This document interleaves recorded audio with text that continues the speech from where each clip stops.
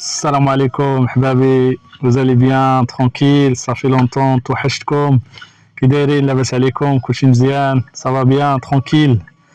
Dans cette vidéo-là, je vais aller parler un peu arabe et français et un peu d'espagnol parce que j'ai beaucoup de des gens qui me regardent, qui parlent plusieurs langues, la plupart ils parlent arabe. C'est pour ça, je fais un mélange comme ça donne un peu l'ambiance. Euh, Aujourd'hui, je vais aller parler un peu de le travail. Est-ce que ça va, le travail, est-ce que c'est rentable ou pas? Et c'est quoi ma journée? C'est quoi mon programme? Je parle un peu de ça parce que je sais qu'il y a beaucoup de nouveaux chauffeurs qui me regardent et mes vidéos, même si je suis j'ai arrêté un peu les vidéos. Tu sais, parce que la famille, hein, c'est important pour moi, plus important. J'ai un peu de temps en ce moment pour mes filles. Un collègue il a envoyé une course sur le groupe 42 km pour 34 euros, 36 euros. C'est moins d'1 euro le kilomètre. Ils testent, tu sais, les plateformes, ils testent les chauffeurs. Chaque fois, ils baissent les prix. Et si nous, on accepte, on dit OK, alors ils continuent à baisser dans la vie. Vous connaissez Paris, même au Maroc, même l'Espagne, tout est cher en ce moment. Tout a augmenté. Mais par contre, dans notre travail, chaque fois, les prix, ça baisse.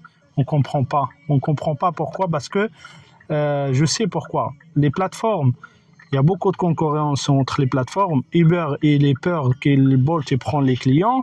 Bolt aussi, la concurrence, il va baisser les prix comme ça, il prend des clients de Uber. Hitch, pareil.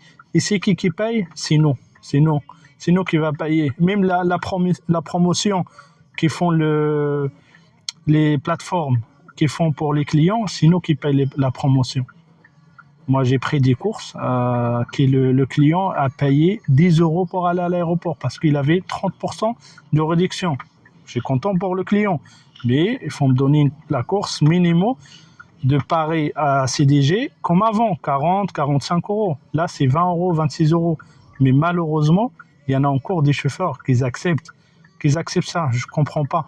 C'est vrai, il y a certains chauffeurs parce que j'ai cherché pourquoi les gens ils prennent n'importe quoi, pourquoi les gens ils acceptent n'importe quoi, parce que ils ont beaucoup de charges à payer, et ils ont la location, ils ont le rattachement.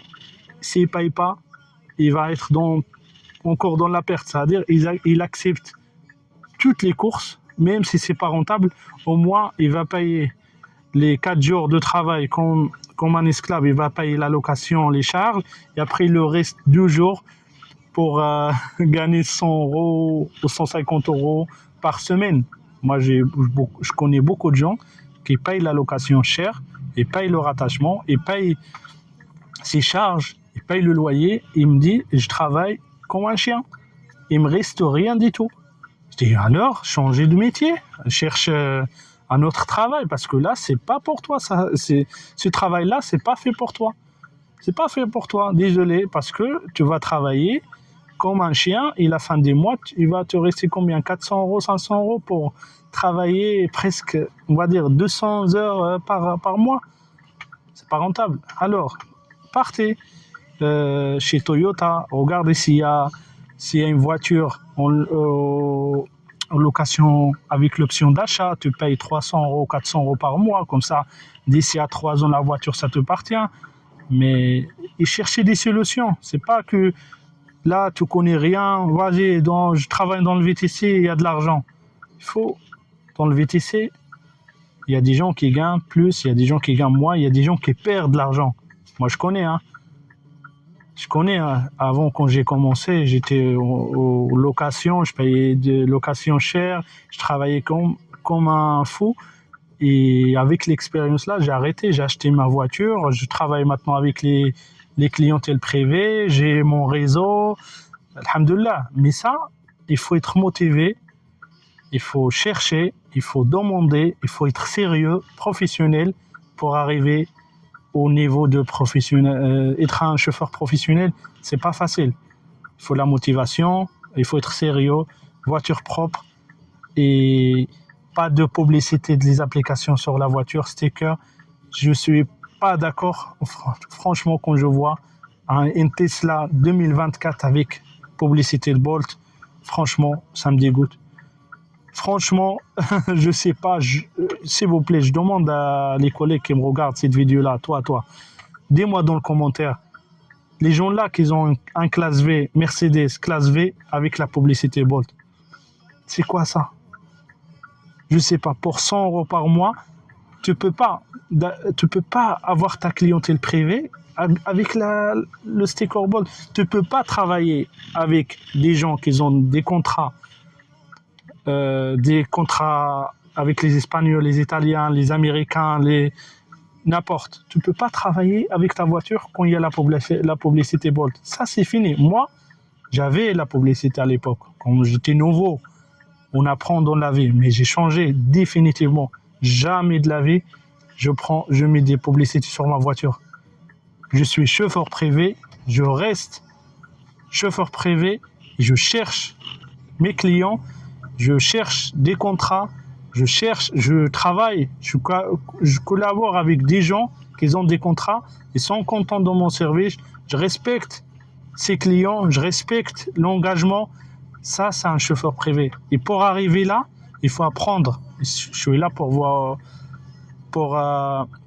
vous aider. J'aime bien aider les gens, mais pour qu'ils arrivent à travailler dans le privé ou ta clientèle privée, la première chose à faire, c'est de éviter la publicité Bolt, éviter casquette, éviter t-shirt, il faut être toujours en tenue professionnelle et parler à l'aéroport avec des gens qui ont des courses privées.